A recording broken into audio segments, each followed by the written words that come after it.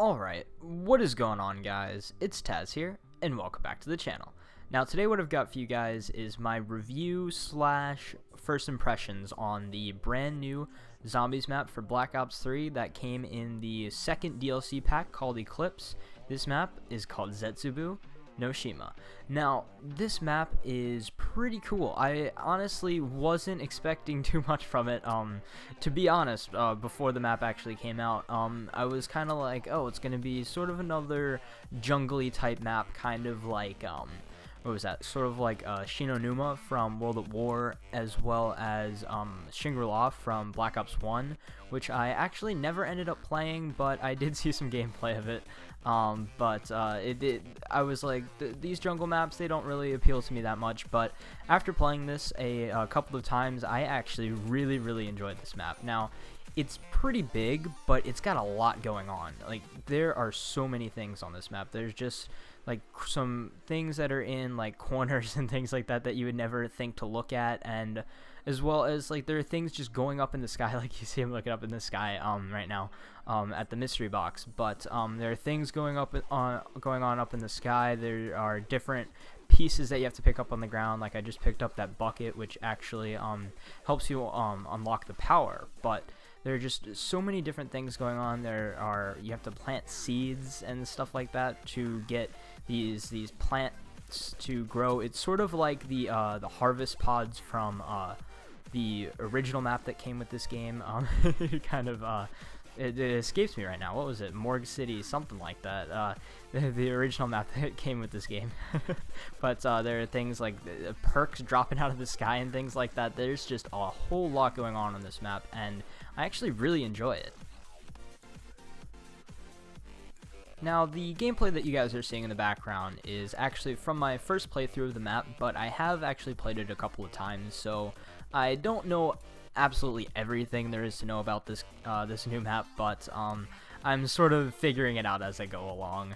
So this new map is pretty crazy. Like, there are just so many things happening at once, and it's so big, it's just really difficult to sort of, you know, take in everything all at once. You definitely need a solid amount of playthroughs on this map before you actually start getting the hang of it and figuring out, you know, where each piece goes and how to get each piece, and just sort of really the best way to start out on this map and things like that. But sort of what I found is to just sort of head over to the right side of spawn and get to the box as quickly as possible. But I've only actually played through it a few times, so I don't know the greatest things yet on this map, but that's just sort of what I've done, is sort of just go over towards the box, get your weapons, and then sort of spread out from there and go and try to turn on the power, actually there are two different powers that you actually have to turn on.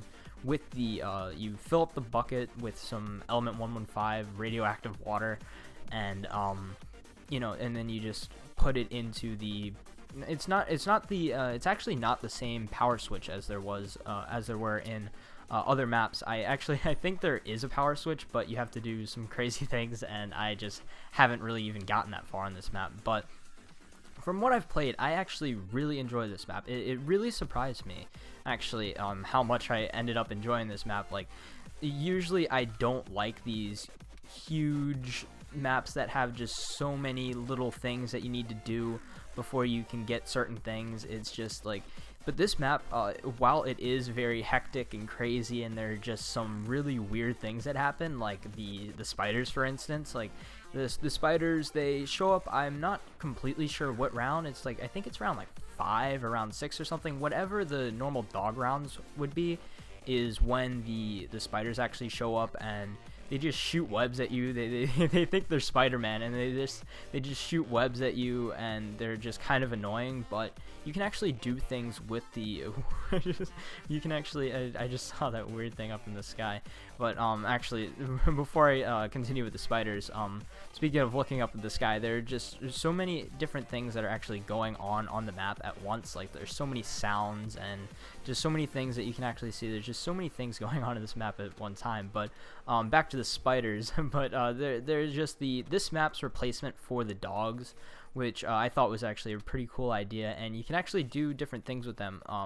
over by the power, there are actually some cages that if you drop it down and you lure the spider over to the cage, it'll actually get trapped in the cage, and you can do some sort of weird experiment on it and get a power up from it. I'm not sure if it actually does that every time you do that, but I just thought it was something cool to put out there. So after playing this map a couple of times, I can safely say that I actually really enjoy it, and there are just so many things to do. I don't think I'm gonna actually figure out everything that I can do on this map for a while. But there are just so many things to do, and I really enjoy it. It's really big, and there are just so many things that you can do on this map that it's pretty crazy. Like, they've added how you can just they've actually added the swimming into zombies, which I thought would never actually come to zombies. So it's pretty crazy that you can actually start swimming now in zombies, and it's actually a really big part of this map is swimming, just because it's sort of in this swampy, jungly area, and so you can just sort of swim to different areas to get certain pieces for different buildables and stuff in the game. But while I do really enjoy this map, I also think it's one of Treyarch's most creepy zombies maps that they've ever put out. Like, it's just so dark, and there's so many weird and creepy sounds that it's just, especially if you have a headset, this map just keeps you on edge the entire time, and if a zombie just sneaks up behind you and hits you, you just get completely just freaked out by it. But that's just me. I think it really is one of the creepiest zombies maps, and it definitely puts a creepy vibe into this zombies map. But I think that just about wraps up my review for the new Zetsubou no Shima Zombies map that came as a part of the second DLC pack for Black Ops 3 Zombies. So tell me down in the comments if you do actually have this Zombies map now. Tell me what you think about it, or if you don't have the map and you just sort of have been seeing some gameplay and stuff of it today. Still, tell me what you think of this new map. Do you like it? Do you not like it? But before I go, I do actually want to tell you guys that I will be doing a multiplayer part of my review. I just sort of wanted to split it up into two different videos, so I don't make one huge video like I did the last time. Just to sort of split it up, so if you want to see the Zombies review, you can go straight to the Zombies review, and if you want to see a multiplayer review, you can go straight to the multiplayer review. But I will be covering all 4 of the brand new multiplayer maps in the multiplayer map review. So I will hopefully get that out pretty soon, and I will leave a link down in the description to it. I will update it once I actually do upload the video, but right now it'll just sort of say coming soon or something like that.